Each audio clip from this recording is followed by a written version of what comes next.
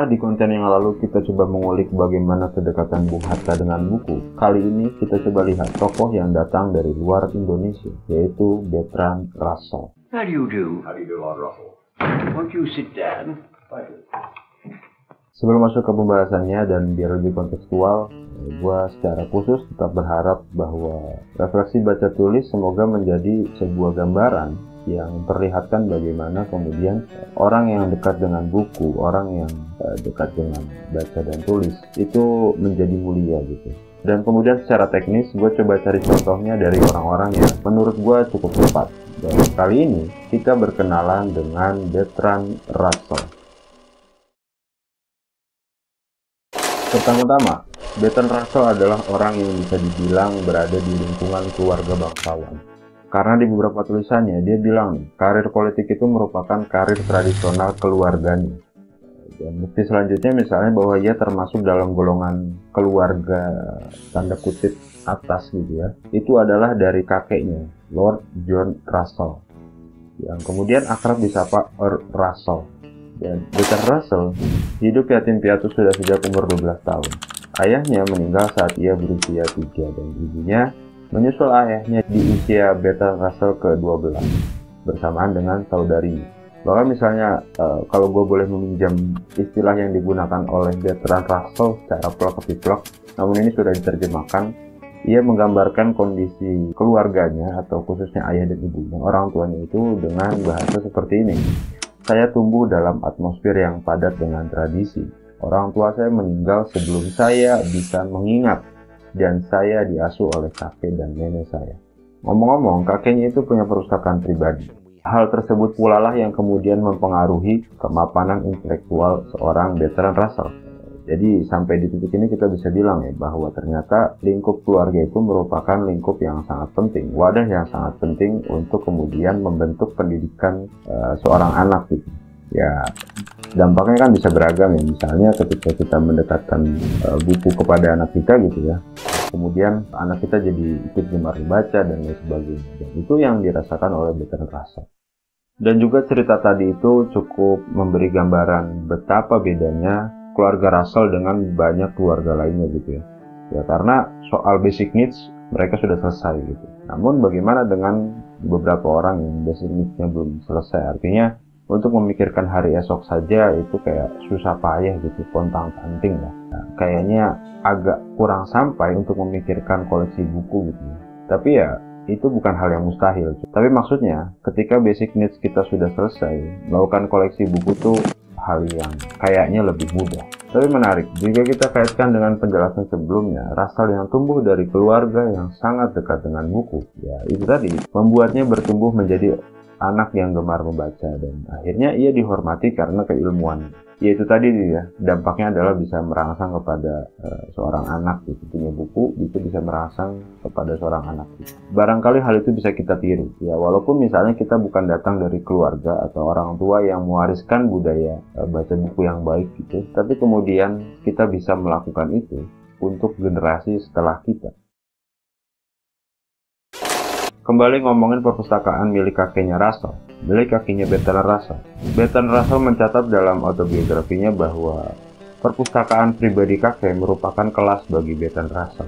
Dan katanya memberikan rangsangan yang berbeda kepadanya. Ia juga mengungkapkan di perpustakaan kakeknya ia bertemu dengan buku-buku sejarah yang sudah cukup tua. Terkhusus buku Guicciardini pada abad ke-16. Buku berukuran atau bervolume 3 folio itu berukuran sangat besar, artinya berjudul L'Art de Faire les Dates. Ini bacanya gimana ya? Ya kita cek aja deh. L'Art de Vérifier les Dates.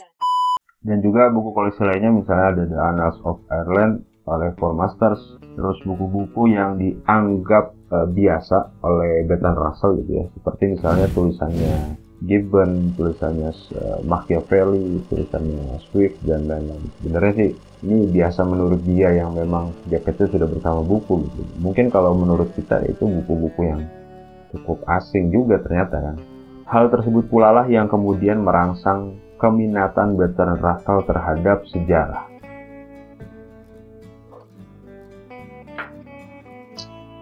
Yang menarik lagi dari Bertrand Russell adalah ketertarikannya terhadap ilmu pengetahuan yang multidisiplin. Ya, beragam gitu.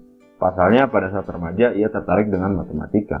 Tapi kemudian filsafat mengisi perjalanan masa mudanya ketika ia mulai memasuki Cambridge untuk kuliah di usia 18. Pertumbuhannya di masa itu benar-benar membuatnya tertarik dengan filsafat. Meski ia tumbuh dalam atmosfer politik dan menggeluti matematika di masa mudanya. Menariknya, ada satu dialog antara neneknya dengan Bertrand Russell.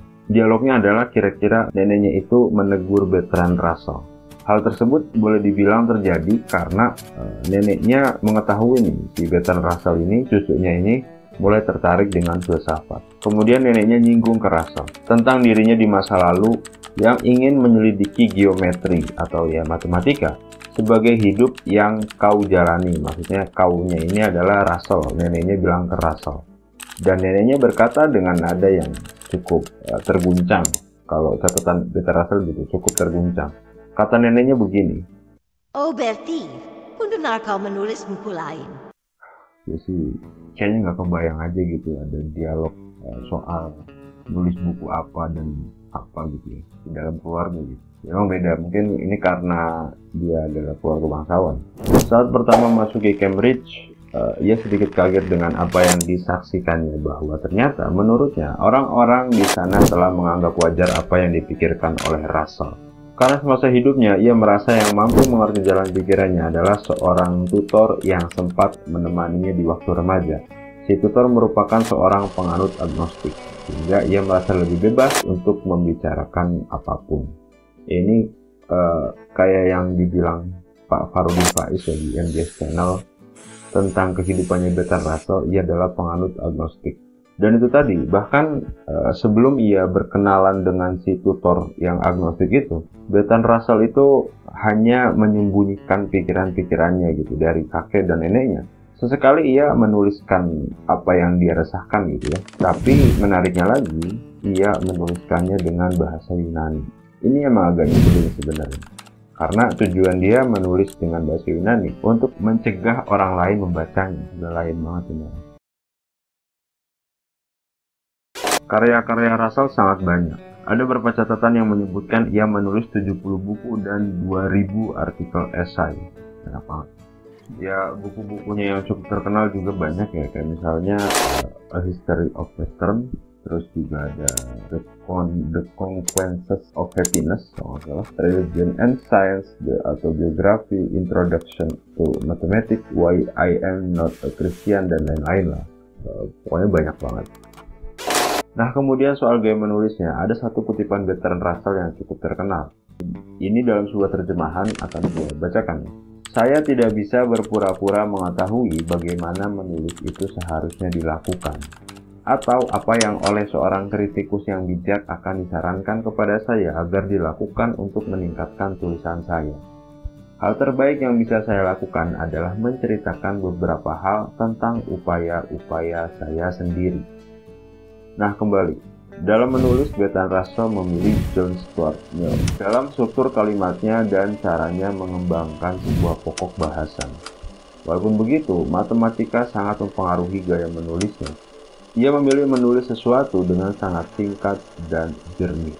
Terus pengaruh lain ialah datang dari calon kakak iparnya yang bernama Logan Pearsall Smith, yang lebih condong terhadap gaya daripada pokoknya atau bahannya. Beberapa kali Logan memberikan aturan kepada Russell, walaupun yang diingat Russell cuma 2 poin saja, yaitu letakkan koma setiap 4 kata dan jangan pernah menggunakan dan kecuali pada awal kalimat. Ya, ini sebenarnya standarisasi di Britania Raya ya, misalnya di tempatnya si Russell gitu.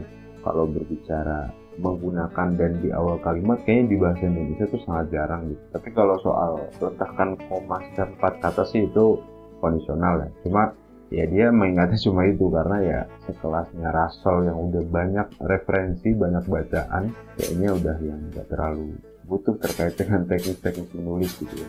Tapi Russell juga tetap ingat beberapa pesan-pesan yang sangat tegas disampaikan oleh calon kakak iparnya gitu. Misalnya menulis ulang gitu, atau misalnya itu mode sunting ya, atau sunting pribadi gitu, mengedit sendiri gitu. Jadi kalau habis nulis terus kan di review dulu sampai habis, dilihat dulu sampai habis, kemudian barangkali butuh diedit dan lain sebagainya. Tapi Russell mengkritisi itu, bahwa ternyata kadang-kadang, katanya Russell, rancangan pertama atau sebelum fast edit sendiri itu atau sunting itu kadang lebih baik daripada setelah diubah gitu. Tapi ya soal menuliskan ulang atau setelah edit atau mengedit gitu ya, menurut Bertrand Russell juga ditegaskan boleh-boleh aja asal misalnya hanya dalam bentuk formatnya gitu, tapi substansinya jangan, kalau kata dia gitu. Karena pada akhirnya Bertrand Russell memiliki kesimpulan, daripada semua proses ia melihat gurunya, ia melihat saudara iparnya dan lain sebagainya, Bertrand Russell mencapai kesimpulan bahwasannya meniru gaya itu melibatkan ketidaktulusan tertentu. Kenyataannya, semua imitasi itu berbahaya. Bagi gue pribadi khususnya, yang terpenting daripada ketika coba sedikit mengenal Russell ini adalah bagaimana kita dapat mencontoh ia yang cukup gila ilmu gitu, gila baca, gila menulis dan lain sebagainya ya. Sehingga hal tersebut lagi-lagi menempatkan posisinya sebagai orang yang terhormat di masa itu. Nah, barangkali masyarakat Indonesia perlu juga melakukan hal-hal yang sifatnya menambah ilmu, baca buku, menulis, dan lain sebagainya lah, hal-hal yang positif dan menghasilkan sebuah karya gitu. Apalagi misalnya tadi kita sangat-sangat lihat betul betapa ia sudah sejak dari kecil dekat dengan buku. Yaitu barangkali mungkin kita nggak bisa, tapi mungkin generasi setelah kita bisa dengan bantuan kita, yaitu kita yang menyediakan atau mendekatkan sumber bahan bacaan kepada generasi setelah kita. Ya, semuanya kan kayak gitu, biasanya berasal dari keluarga, terus ke lingkungan, ya, dan seterusnya. Terima kasih. Menurut Anda tuh apa sih yang selama ini menjadi kendala untuk kita tuh lebih berbudaya baca buku? Saya kira harus dari keluarga.